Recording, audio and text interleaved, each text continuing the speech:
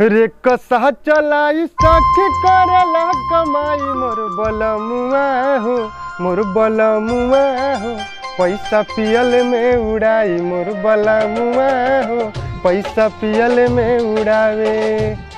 हर देसी दारू पी के आवे मुँह लटकावले, मुँह लटकावले हो, मुँह लटकावले। दारू पी के आवे मुँह लटकावले, मुँह लटकावले हो, मुँह लटकावले। कहे लसन से कबाड़ू पकावले, कहे लसन से कबाड़ू पकावल। नैहर के नथुनिया बेच आई मोर बलमुआ हो, मोर बलमुआ हो।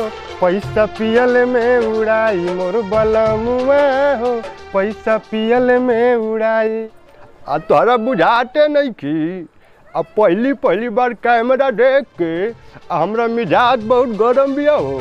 हंस के कइल बात संग में बैठल पियल खात, जात देखले रहली रोडवा पर से होटल में। धारत बलमुआ बोत